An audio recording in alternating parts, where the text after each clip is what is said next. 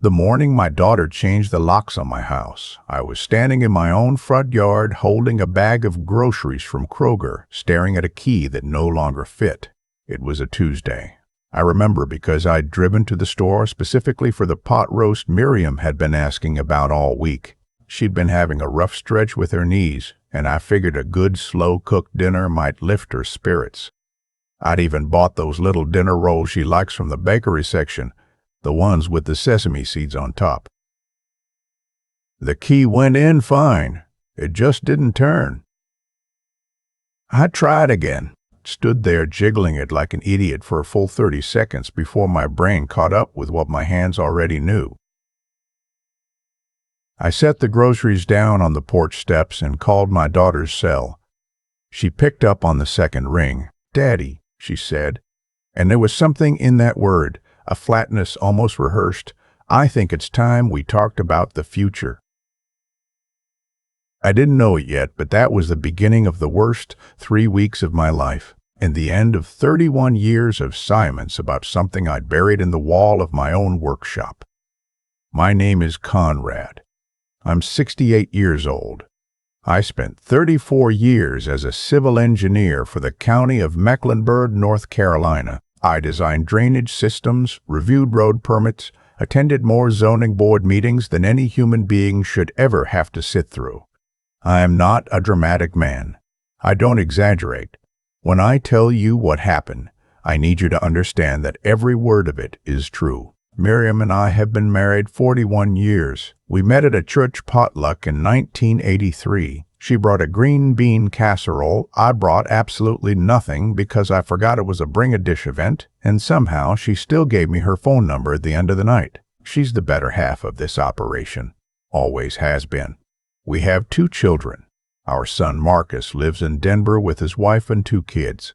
He calls every Sunday, shows up for Christmas and 4th of July, and is, by any measure, a good man. Then there's our daughter. Serena is 40 years old. She lives, or lived, I should say, about 12 minutes from our house in the subdivision they built on what used to be the Pender farm. She married a man named Griffin 7 years ago. Griffin has never, in all the time I've known him, held a job for longer than 18 months. He has theories about why this is. The theories are always someone else's fault. For a long time I made excuses for both of them. That's what fathers do. You see the little girl who used to fall asleep on your shoulder watching Disney movies, and you tell yourself she's still in there somewhere just going through a rough patch. You loan them money you tell yourself is temporary. You co-sign things you know better than to co-sign. You help them move, twice, into apartments they couldn't afford. The house changed everything. Our house is not fancy, but it's ours. We bought it in 1998. A 4-bedroom ranch on just under an acre in a quiet neighborhood near Mallard Creek. We paid it off in 2019. I spent every weekend for 3 years renovating it myself. The kitchen, the hardwood floors, the back deck, the detached workshop where I keep my tools and my sanity. That workshop matters to this story. Remember it. Last spring, Miriam's rheumatoid arthritis got significantly worse. She'd been managing it for years, but a rheumatologist in March told us she needed to reduce her stress levels and consider what daily life looked like going forward. Nothing life-threatening. I want to be clear about that, but she was in real pain, and certain things around the house were becoming difficult for her. Serena came over for dinner in April and brought Griffin. They were unusually attentive that night. Griffin even helped clear the plates, which, in 7 years, I had never once seen him do. Serena asked questions about Miriam's treatment, about the house, about whether we'd thought about simplifying. I didn't think much of it at the time. A few weeks later, Serena called and suggested that we see a financial planner together. She'd already found one, she said. Very well reviewed, just to make sure everything was organized properly, in case something happened to one of us. We went. I sat in that office on a Tuesday afternoon next to Miriam, across from a man named Douglas, who had a very firm handshake and kept using the phrase asset protection. Serena sat beside me and did most of the talking. At some point, Douglas slid a document across the table. a durable power of attorney, already drafted with my name on it and Serena's. I did not sign it. I said I wanted our own attorney to look at it first. Douglas glanced at Serena. Serena looked at her hands. Griffin, who had come along and sat in the back of the room saying nothing the entire time, suddenly cleared his throat. We drove home quiet. 2 weeks later, Serena called again. She said she was worried about us. She said the house was a lot to maintain. She said maybe it made sense for them to move in, just temporarily, of course, to help out while Miriam recovered. I told her I'd think about it. I know I should have said no then. I have replayed that moment many times. They moved in on a Saturday in June. Griffin drove a U-Haul. I helped him carry boxes. For the first week, things were fine. Serena cooked a few times. Griffin fixed the gutter on the north side that I'd been putting off. Miriam seemed to enjoy having the company. Then, small things started to shift. Serena began answering the door when anyone rang the bell. She started receiving packages addressed to their names at our address. She signed up for utilities in her name, cable, internet, and canceled the accounts I'd had for 15 years. When I asked about it, she said the old provider was overcharging us. One morning, I came into the kitchen to find Griffin on the phone with what turned out to be a real estate attorney. He stepped outside when he saw me, but I'd heard enough. I heard the words, transfer of title. I confronted Serena that evening. She cried.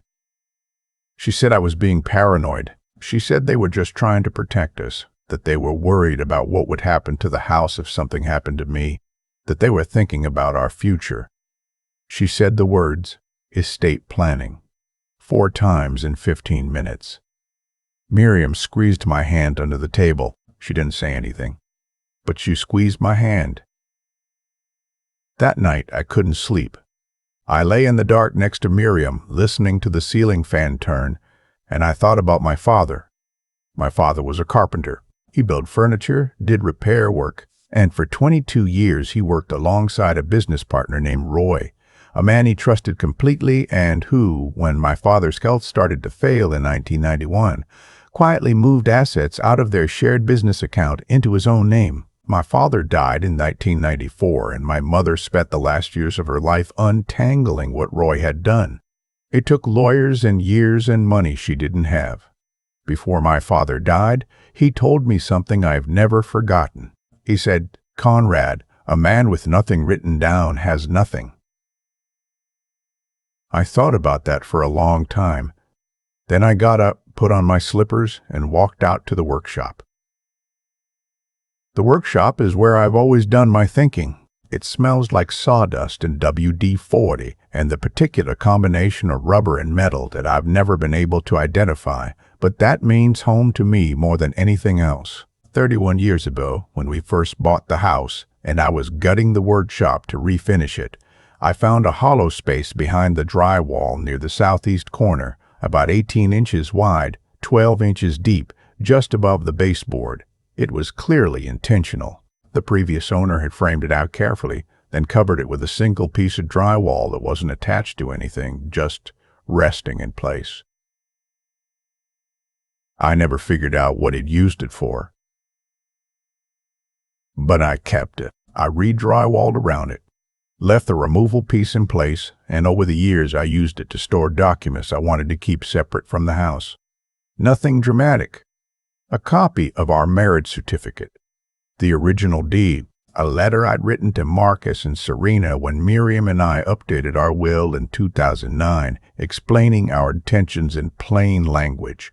And one other thing, something I'd put there 8 years ago and never told Miriam about. The next morning, I drove to our family attorney's office without telling Serena. His name is Philip.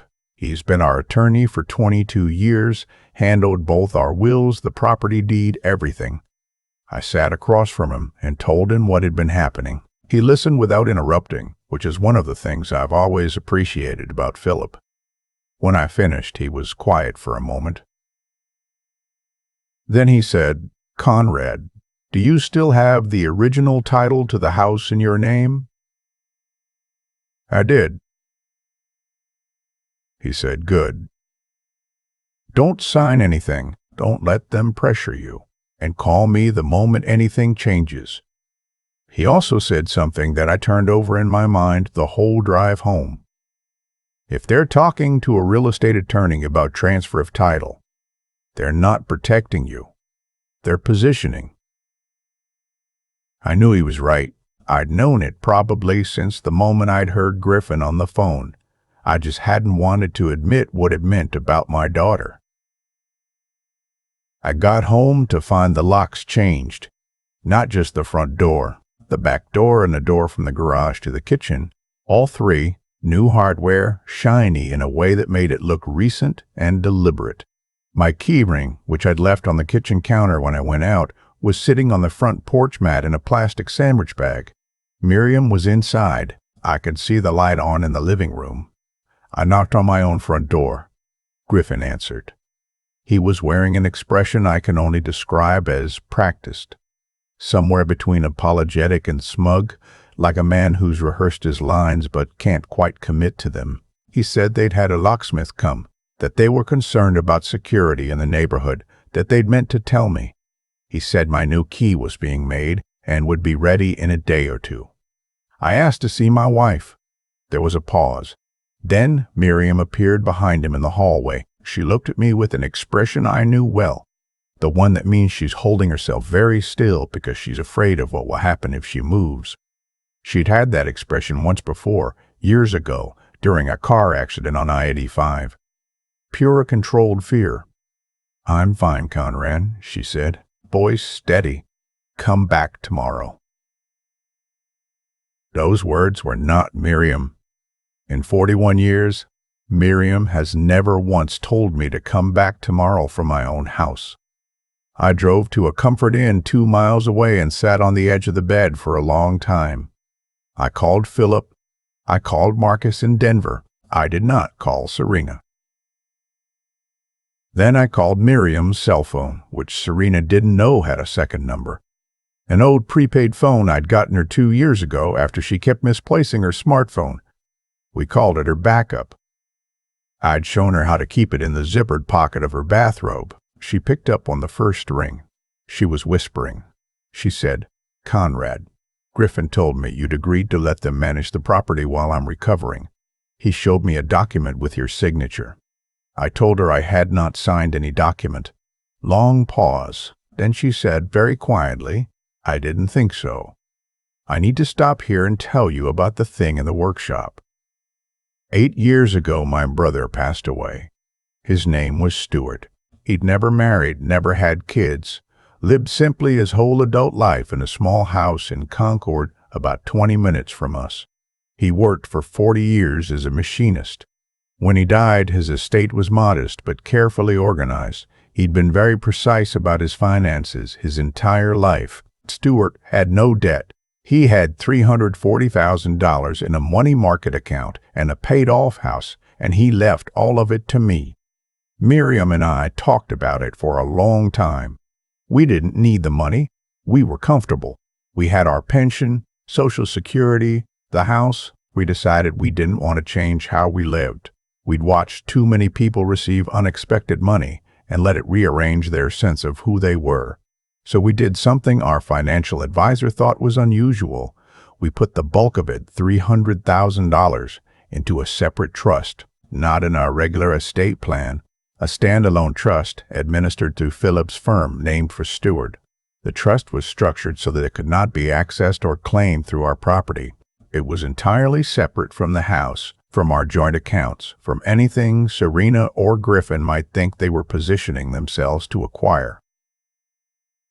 I put the original trust document and a letter explaining it in the hollow space in the workshop wall, along with instructions for Miriam in case something ever happened to me and she needed to find it without anyone else knowing. I had never told Miriam about the trust full size. I told her about Stuart's estate, of course, but I'd handled the details, and she trusted me to handle finances. Always had. I kept thinking I'd sit down and go through it all with her someday. I kept putting it off the way you put off things that feel too large to hold in a regular evening. Standing at that comfort inn, I realized the time for putting it off was done. Over the next 4 days, Miriam and I communicated through the backup phone. She was meticulous about keeping it charged and hidden. She told me what was happening inside the house. Griffin was making calls constantly. Serena was going through the filing cabinet in the home office.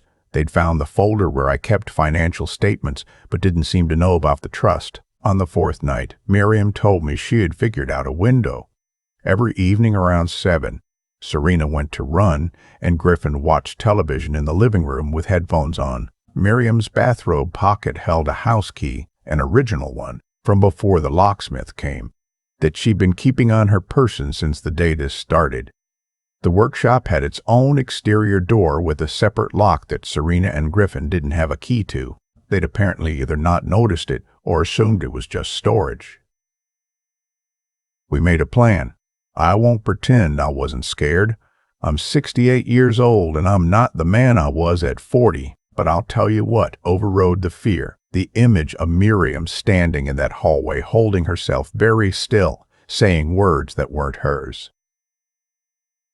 At 7:14 on a Thursday evening, I parked 2 streets over and walked through the side yard to the workshop door.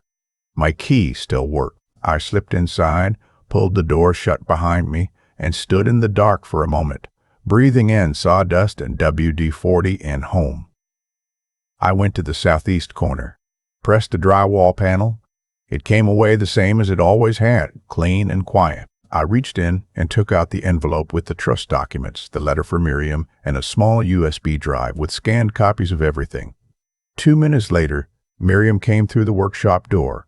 She was in her bathrobe and slippers. Her hands were shaking. I held her for a while without saying anything. Then I showed her the trust document. I showed her the number. I watched her face move through several things. Surprise, then something like quiet relief. Then a particular expression I'd only seen from her a handful of times in 41 years. The one that means she is rearranging something fundamental. She said, "You really did plan ahead." I said, "Dad's advice." We were out of the workshop and in my car before 7:45. I drove straight to Philip's office, where I'd called ahead. He met us there. What happened next was not a dramatic confrontation. I want to be honest about that because I know that's what people expect from a story like this. There was no shouting match, no moment where I stood at the door and announced what I knew while Serena crumpled. What happened was paperwork and phone calls, and the careful, methodical work of people who know what they're doing. Philip had already been in contact with a colleague who specialized in elder law.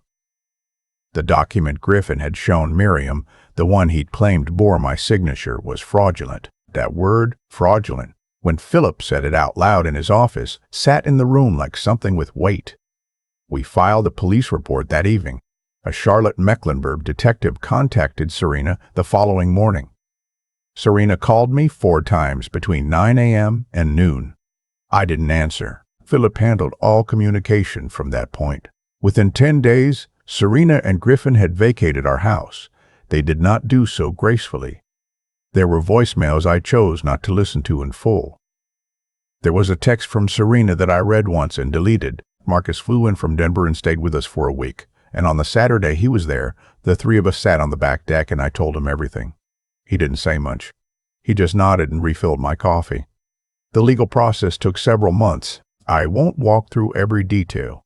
Much of it is still ongoing, and Philip advises me to keep certain things private while matters are resolved.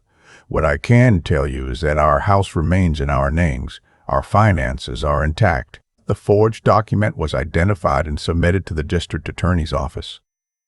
Serena has not called since the legal proceedings began. I don't know how to feel about that, and I've stopped trying to decide. Some mornings I wake up and I feel the absence of her like a door that's been left open in cold weather. Other mornings I feel something that isn't quite peace but is close to it. Miriam's knees have been better this fall. We've been walking in the evenings, not far, just around the block and back, but we go every night. It's not raining. She holds my arm on the uneven patches of sidewalk. near the Henderson's place, where the tree roots have lifted the concrete. I've been back in the workshop most weekends. Last month I built a bookcase for Marcus's kids, maple, with adjustable shelves, dovetail joints at the corners. It took me 3 weekends and I enjoyed every hour of it. The hollow space in the southeast corner is empty now. I keep the panel in place anyway. I don't see any reason to change it. I think about my father sometimes, standing in his workshop in Concord, teaching me to measure twice and cut once. He never got justice for what Roy did to him. The money was gone, and the years were gone, and the courts moved too slowly for a man already dying. I used to be angry about that, and then I was sad about it, and now, mostly, I'm grateful. Grateful that he sat me down anyway, and said the thing about having it written down. Grateful that I was young enough to hear it and old enough to remember it. A man with nothing written down has nothing. I had it written down. 31 years ago, in a workshop that smelled like sawdust and home, I put it in a wall, and I waited. I didn't know what I was waiting for. But when the morning came that I needed it, it was there. I think my father would have appreciated that. If you're watching this, and you're thinking about a family member you're not sure you can trust, or if you're thinking about someone you love who is aging, who is vulnerable, who is surrounded by people making decisions for them, I want to say this as plainly as I know how. Talk to an attorney, not a family friend, not a financial planner, someone else found for you. Your own attorney. Have your documents in order, in your name, somewhere you control. Make sure the person you trust most knows where to find them, and if something feels wrong, if your key stops fitting, if the words coming out of someone's mouth don't match the person you know, trust that feeling. Act on it before you're asked to. I wasted months telling myself I was being paranoid. I wasn't. And neither are you. We don't talk about elder financial abuse enough in this country. It happens in quiet houses on ordinary streets to people who spent their whole lives doing everything right. It happened to us. It almost worked. It didn't, because 31 years ago, a man in his workshop listened to his father's voice and wrote something down. That's the whole story. That's all of it. Thanks for being here with me today. If this reached you in some way, leave me a comment. Tell me where you're watching from. Tell me if you've seen something like this in your own family. And if you know someone who needs to hear this, share it with them. It might matter more than you think. I've had a lot of time to sit with what happened, and the thing I keep coming back to isn't the anger. Though there was plenty of that, it's the question of how we get to a place where a child looks at her parents and sees a transaction. I don't think Serena was born calculating. I remember the kid she was. I remember driving her to soccer practice at 6 in the morning, standing in the cold on the sideline in a jacket that wasn't warm enough, not caring even a little because she was out there running and laughing. I remember the night she called me crying from her college dorm, and I drove 3 hours without hesitating. You don't do those things for someone you think of as an obstacle. You do them because you love them. Somewhere between then and now, something shifted in her. I think it was Griffin, partly. I think it was years of financial instability and the particular kind of shame that comes with it. The shame that, in some people, curdles into resentment. They needed someone to blame for what their life had become. And we were nearby and we owned something they didn't. But I also think the choices were hers. That's the part I've had to sit with. Griffin didn't forge my signature. Serena made that call, or allowed it to be made in her name. And that is something she chose, what I've learned. And I say this not as a lecture, but as a man who came close to losing everything he spent his life building, is that preparation is not pessimism. My father wasn't a negative man for telling me to write things down. He was a realist who'd learned what it cost to trust without structure. There's a difference between suspicion and wisdom, and it took me a long time to understand that difference clearly.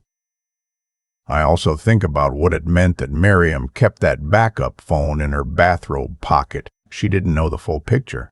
She didn't know about the trust. not the real size of it. But she kept that phone charged and hidden because she trusted me enough to believe there was a reason for it. 41 years of a marriage shows up in small moments like that, in a woman who doesn't ask questions she knows will be answered, in a man who plans quietly because he learned from someone who didn't get to plan at all. Resilience isn't about being unshakable. I was shaken. I sat on the edge of a Comfort Inn bed at 68 years old and stared at a wall for a long time. Resilience is what you do next. You call your attorney. You call your son. You communicate through a backup phone with the woman you've loved for 4 decades. You walk to a workshop that smells like sawdust and home, and you do what needs to be done. Conrad and Miriam are okay. We are more than okay. And whatever comes next with Serena, in the courts or outside of them, I have made my peace with the fact that I cannot control what she chose, only what I choose now. That's all any of us can do.